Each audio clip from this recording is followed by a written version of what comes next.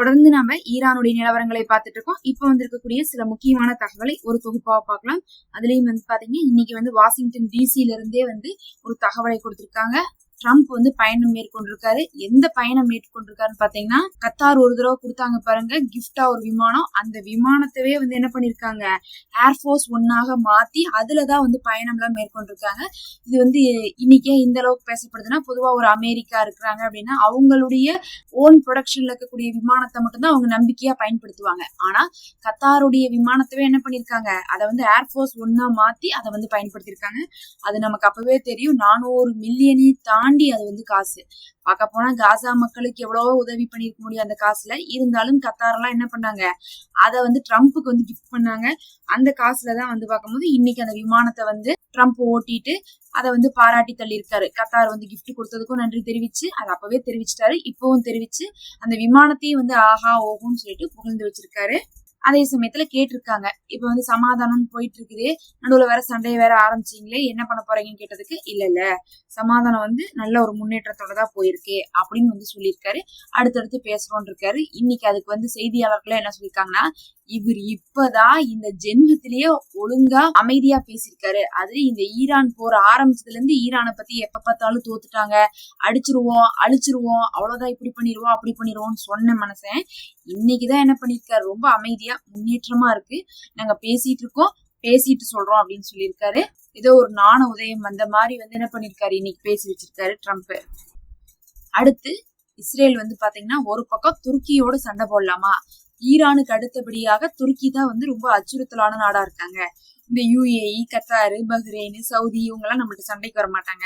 ஆனா இந்த ஈரானுக்கு அப்புறம் யார் வருவா, துருக்கி தான் வருவாங்க. ஏன்னா துருக்கியில பெரிய படை இருக்கு, நேட்டோவோட அவங்க கூட்டணியாக இருக்கிறாங்க.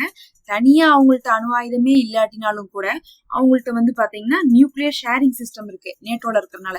அதனால நேட்டோல இருக்கக்கூடிய எந்த நாடு வேணா அதை யூஸ் பண்ணிக்கலாம் இருக்கிறதுனால அமெரிக்காவுடைய அணு ஆயுதமாகவே இருந்தாலும் இவங்க என்ன பண்ண முடியும், அதை யூஸ் பண்ணிக்க முடியுங்கிறதுனால இவங்க ஒரு அணு ஆயுத பலம் கொண்ட நாடுதான். துருக்கி தான் ஈரானுக்கு அடுத்தபடியாக இருக்கிறாங்க. பேசாம நம்ம என்ன பண்ணலாம், துருக்கியை வீழ்த்தலாம்னு சொல்லிட்டு இஸ்ரேல் நிறைய திட்டம் போட்டுட்டு இருக்காங்க. ஆனா இந்த போர் வருமா வராதா அப்படிங்கிறதுல பல பேச்சுகள் மாறி மாறி இருந்துட்டு இருக்கு. ஒரு சிலர் சொல்றாங்க இதெல்லாம் நடிப்பு தான், துருக்கியை அடிக்க மாட்டாங்கன்னு சொல்றாங்க. ஆனா அமெரிக்காவுக்கு தான் துருக்கி க்ளோஸோ தவிர இஸ்ரேலுக்கு துருக்கி ஆரம்பத்துல இருந்தே க்ளோஸ் எல்லாம் ஒண்ணும் கிடையாது. அப்பப்ப இந்த டிரான்சாக்சன் எல்லாம் பண்ணது உண்மைதான். ஆனா அதுக்கப்புறம் பார்த்தா தொடர்ச்சியா துருக்கி திட்டிகிட்டே இருப்பாங்க, பதிலுக்கு இஸ்ரேலும் திட்டிகிட்டே இருப்பாங்க. துருக்கியும் இந்த வம்பளை இழுத்து விடுறதுக்காக தொடர்ச்சியா இஸ்ரேல் என்ன பண்ணாங்கன்னா, துருக்கியில 2-3 தாக்குதல் எல்லாம் நடத்திருந்தாங்க ஆரம்பத்துல அந்த 40 நாள் போறப்ப. அப்ப கூட துருக்கி என்ன சொன்னாங்க, இது இஸ்ரேலுடைய சதி வேலைன்னு எங்களுக்கு தெரியும், எங்களுடைய நட்பு நாடுகளே நாங்க நம்புறோம், ஈரானை நாங்க நம்புறோம் அப்படின்லாம் என்ன பண்ணியிருந்தாங்கன்னா துருக்கியுடைய அதிபர் எல்லாம் சொல்லியிருந்தாரு. இப்ப இஸ்ரேல் துருக்கி பக்கம் சண்டையை போடலாமா அப்படிங்கிற அளவுக்கான முயற்சியில இருந்துட்டு இருக்காங்க. அதே சமயத்துல மறுபக்கம் லெபனான்ல மட்டும் இவங்க சும்மாவா விட்டாங்கன்னு கேட்டீங்கன்னா, இன்னைக்கு கூட அடிச்சிருக்காங்க லெபனான்ல.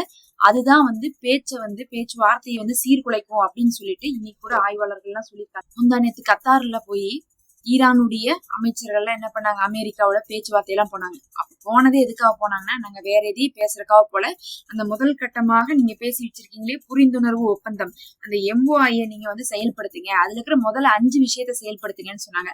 அந்த 5 விஷயத்துல ஒண்ணு என்னன்னா, லெபனான் மேல சண்டை போடக்கூடாது, லெபனானுடைய சவுத் லெபனான் மக்களை மறுபடியும் லெபனானுக்குள்ள நுழைய விடணும், அதுக்கப்புறம் பாத்தீங்கன்னா லெபனானை விட்டு அவங்க வெளியே வரணும்னு சொல்லிட்டு இத்தனை விஷயத்த அவங்க சொல்லியிருந்தாங்க. அதை நீங்க செயல்படுத்துங்க, சொன்னா மட்டும் பத்தாதுன்னு சொல்லிட்டு சொல்றதுக்குதான் முந்தானத்து என்ன பண்ணாங்க, நேரடியாக கத்தார்ட்ட வச்சு மீட்டிங் எல்லாம் நடத்துனாங்க.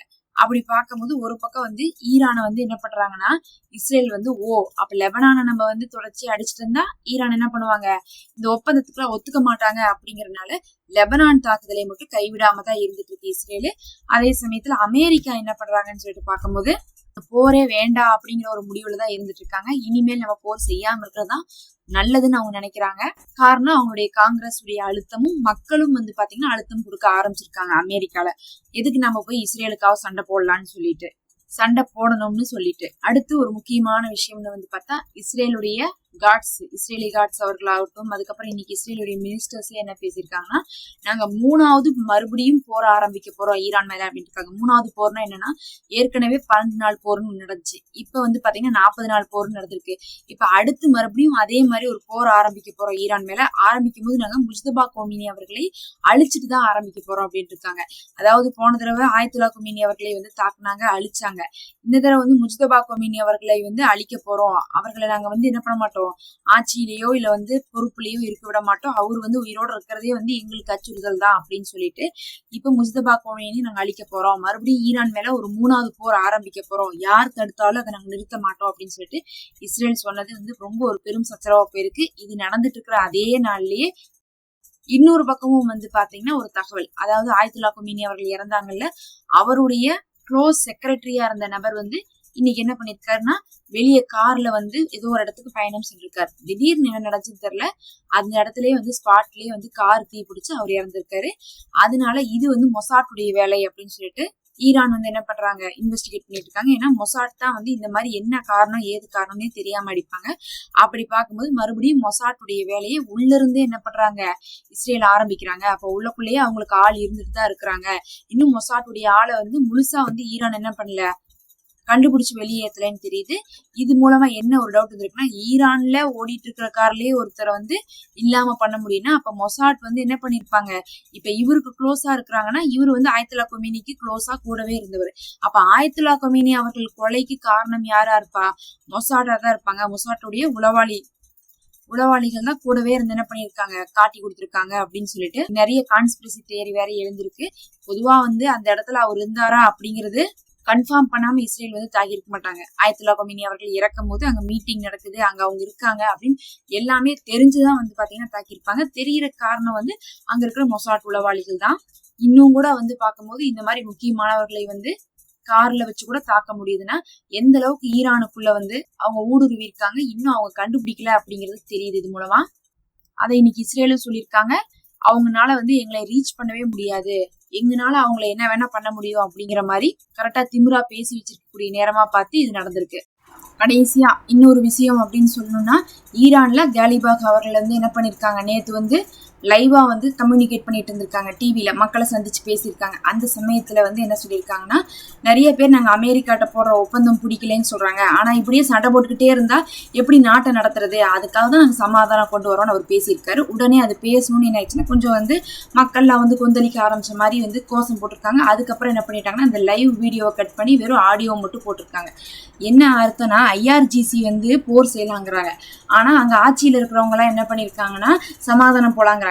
அதுதான் இப்ப பிரச்சனை. ஐஆர்ஜிசிக்கு சப்போர்ட்டா இருக்கிறவங்க எல்லாம் வந்து பாத்தீங்கன்னா இந்த கோஷமிட்டு இதை வந்து எதிர்க்கிறாங்க. அப்ப உள்ளூர்லயே ஈரானுக்குள்ளேயே ஐஆர்ஜிசி ஒரு முடிவாகவும் அஃபீஷியல்ஸ் ஒரு முடிவாகவும் இருக்கிறாங்க அப்படிங்கிறது இது மூலமா தெரிய வருது. ஏன் அவங்க சண்டைக்கு போகலாம் அப்படிங்கிறாங்கன்னா, என்னைக்குமே இந்த அமெரிக்கா இஸ்ரேல்லாம் வந்து இந்த மாதிரி மாற்றி மாற்றி தான் பேசிட்டு இருப்பாங்க. அதுவும் இஸ்ரேல் வந்து சமாதானமே அவன் விரும்பலை, அவன் அடிக்கணும்னு தான் நினைக்கிறான். இந்த நேரத்தில் நீங்கள் சமாதானத்துக்கு போகிறது வேஸ்ட்டு, லெபனானுக்கும் தீர்வு கிடைக்காது, நமக்கும் தீர்வு கிடைக்காது, பேசாமல் இவங்களை அடிச்சிடலாம் அப்படிங்கிற அளவுக்கு தான் அவங்க என்ன பண்ணுறாங்க, சண்டை வந்து பதிலுக்கு பதில் போட்டு ஒரு கட்டத்துக்கு மேலே அவங்களாலே முடியலைன்னு சொல்லிட்டு அவங்க இறங்கி வரணும், அந்த மாதிரி பண்ணிடலாம் அப்படிங்கிறது தான் இவங்களுடைய ஐஆர்ஜிசியுடைய ஒரு ஆசையாக இருந்துட்டு இருக்கு. ஆனால் வந்து பார்த்தீங்கன்னா ஆட்சியாளர்கள் வந்து அதுக்கு எதிர்ப்பு தான் தெரிவிச்சிட்டு இருக்காங்க. இதெல்லாம் தான் இப்போ வந்து முக்கியமான தகவல்.